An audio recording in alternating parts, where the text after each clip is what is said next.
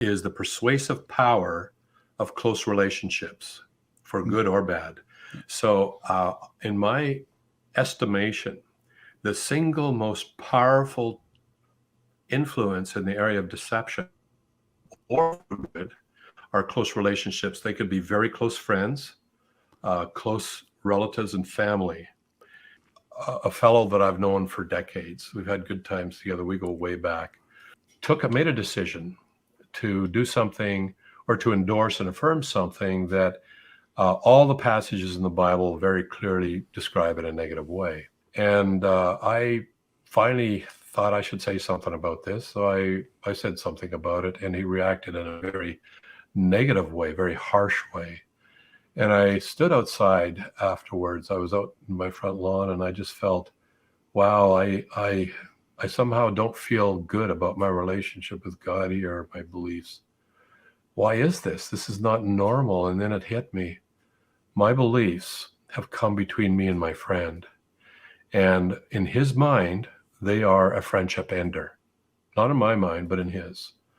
Is that he has not only reacted in a harsh way, but in a way that's disrespectful, has no love, no consideration, no care, no tolerance whatsoever.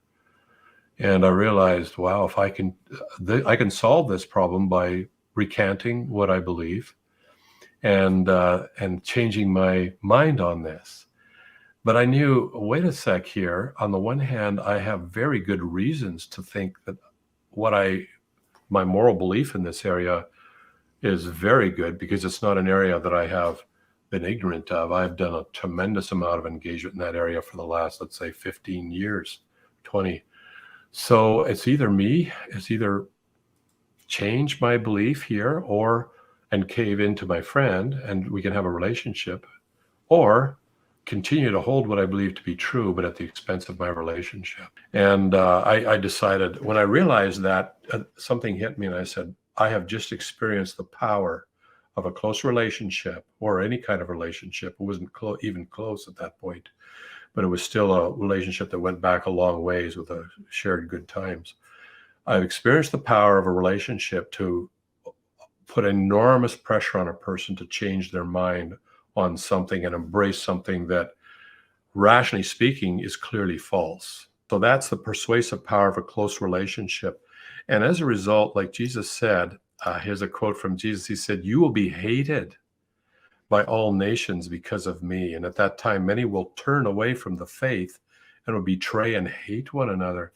And I have seen this happen. I've seen people, once they leave the narrow road that Jesus says, and it could become ultra conservative, highly legalistic, where there's nothing but contempt for me. But more often it's progressive, very liberal, and flat out endorsing things that are just obviously morally wrong, at least from what God says. I have seldom experienced hatred in this life like I have from the more progressive side of our culture, to the point of just faces twisted with sneering and hatred. And it's not easy. There's enormous pressure to say, wow, I don't want this. I want to get along with everybody. I want to fit in. We're all talking about tolerance here, but there's no, and I totally tolerate, I totally respect people no matter what beliefs they have, but obviously that's not reciprocal. And so there's an enormous pressure there. It can be more mundane though. I've seen cases where, let's say, a child decides they're going to just become, raised in a Christian home, become an agnostic, or just leave Christianity, have nothing to do with it. And so the parents then begin to revise their own theology, because they've been taught that there's only one way for eternal life, but their child isn't walking that road.